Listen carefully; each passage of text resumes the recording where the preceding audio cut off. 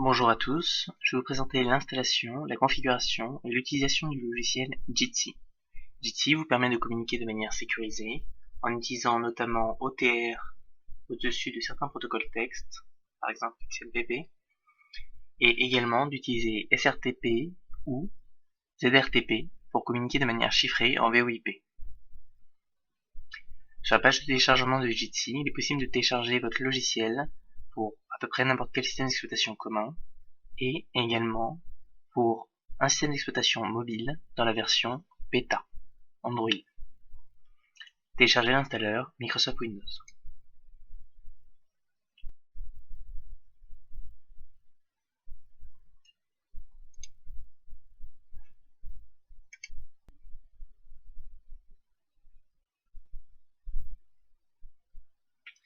L'installation de Jitsi vous demande d'accepter la licence GPL. Cette licence est une licence d'utilisation donnant le propriétaire et le développeur du logiciel de toute responsabilité sur votre usage. Notez qu'il est possible de lancer automatiquement Jitsi quand l'ordinateur démarre. Vous pouvez choisir cette option si vous souhaitez avoir immédiatement un canal de communication sécurisé dès le démarrage de votre ordinateur.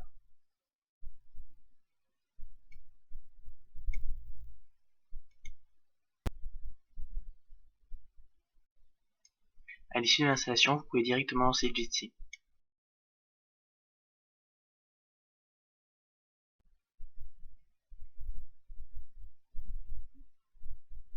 Jitsi vous propose de récupérer vos contacts Microsoft Outlook, sauf que sur cet ordinateur Outlook n'est pas installé. Il vous suffit de cocher ne plus afficher ce message.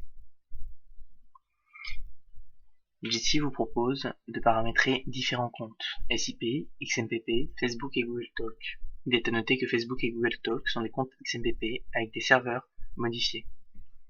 Ici, nous allons utiliser un compte de démonstration.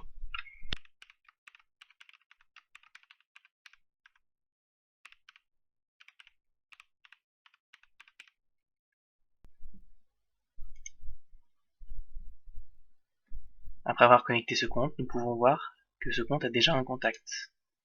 Test fake. Compte paramétré précédemment. Il est possible de discuter avec TestFake.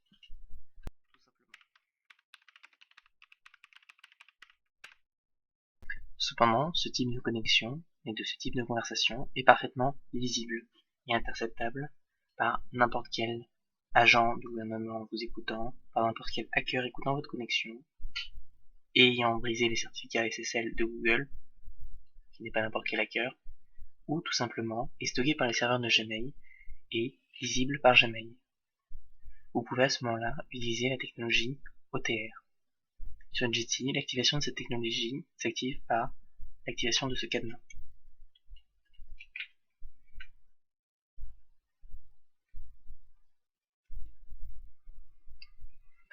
Une fois cette connexion établie, vous pouvez noter qu'il est possible de communiquer de manière sécurisée. Cependant, le destinataire n'a pas été vérifié. Il a simplement été vérifié que la communication était chiffrée. Cette communication chiffrée peut être générée des deux côtés. Le destinataire peut initier une communication chiffrée, tout comme vous pouvez initier une communication chiffrée. Nous allons vérifier la communication. Cette vérification peut également être initiée par le destinataire s'il souhaite vérifier votre identité.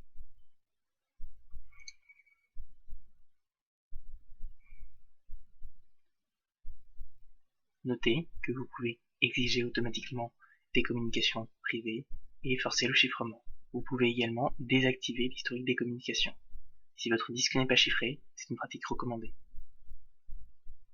Je vais authentifier le contact.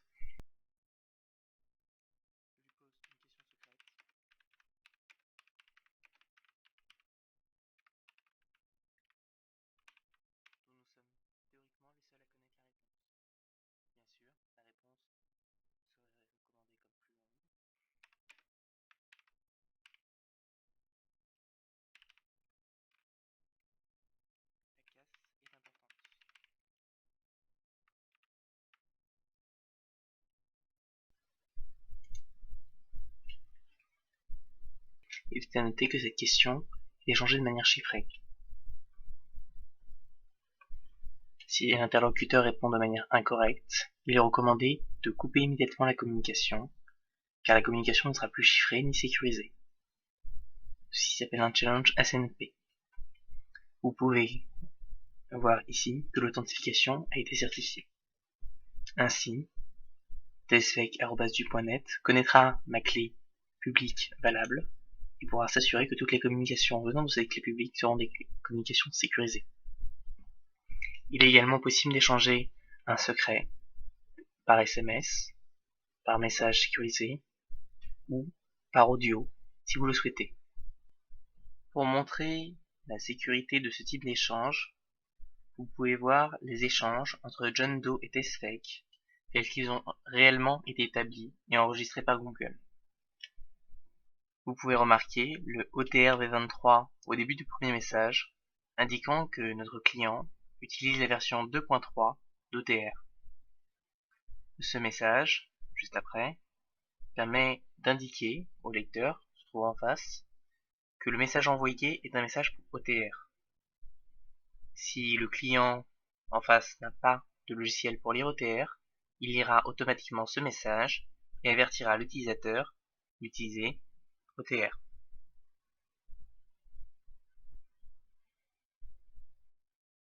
La NSA a été prouvée comme incapable de déchiffrer ce type d'informations basées sur les documents fuités par Snowden.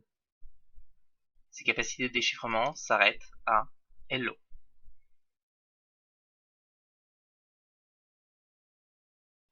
Pour appeler un contact, il suffit d'utiliser les icônes téléphone ou vidéo.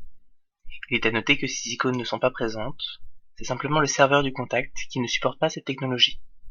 Cette technologie est supportée par la norme XEP, XMPP, nommée Single.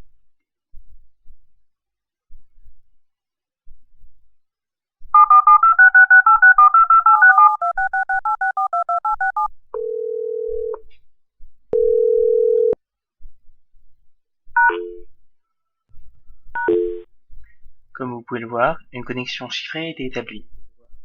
Pour vérifier si cette connexion est vraiment sécurisée, il vous est possible de vérifier les valeurs ci-dessous. 8CT3 doivent être dit à l'interlocuteur. Cette donnée étant difficilement falsifiable puisque donnée par la voix, elle est considérée comme globalement sécurisée. En revanche, si vous souhaitez des données plus sécurisées, il vous suffit de vous intéresser à la signature. Si vous souhaitez des données plus sécurisées, il suffit de vous intéresser à la signature et à la clé publique de votre interlocuteur. Il est possible de lui demander et ensuite de comparer les informations.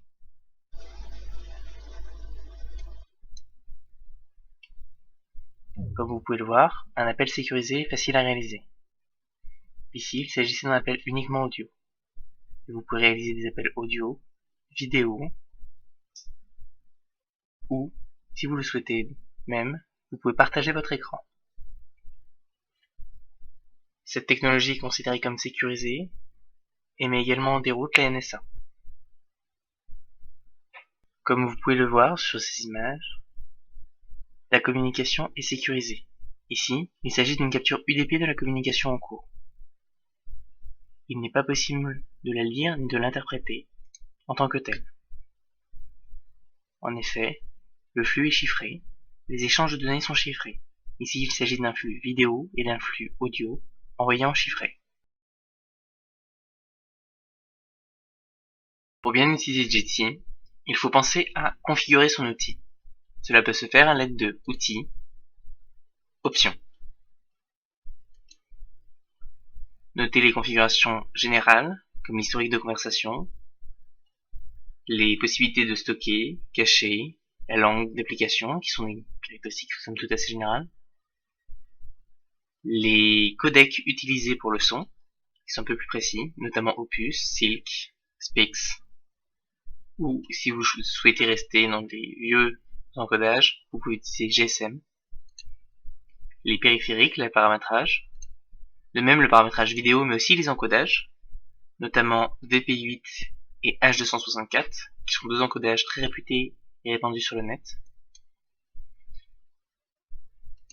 Pour la sécurité et des communications et le chiffrement de l'audio et de la vidéo, vous pouvez paramétrer ZRTP Ninja, qui vous permet de définir les algorithmes utilisés, SHA-256, SHA-384, AES1, AES3, TwoFish3, TwoFish1, mais aussi Blowfish, ou la définition de taille d'authentification et de protection des échanges. Notez que vous pouvez définir un man in the middle de confiance, mais vous perdez à ce moment-là l'usage du chiffrement bout à bout. Vous pouvez utiliser un mot de passe maître pour protéger toutes vos clés de communication.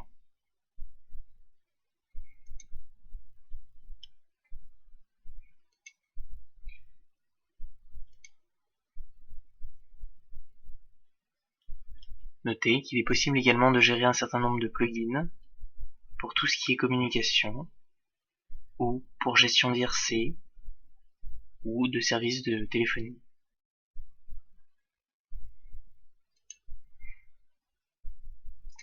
Notez que les clés publiques et privées sont disponibles dans l'interface sécurité conversation. Vous pouvez voir ici l'empreinte F39AA qui est l'empreinte de la clé publique correspondant à ma clé privée. L'empreinte de la clé publique de TestFake est 18D6FF. Remarquez qu'il est possible aussi de reconfigurer pour forcer l'usage de l'OTR ou proposer l'usage de l'OTR. Pour rappel, Jitsi est un logiciel sécurisé, permettant de protéger vos communications, s'appuyant essentiellement sur les API de votre système d'exploitation à l'aide des librairies Java. Cet outil a été prouvé comme sécurisé contre des attaques telles que celles menées par le gouvernement américain sur les citoyens du monde entier.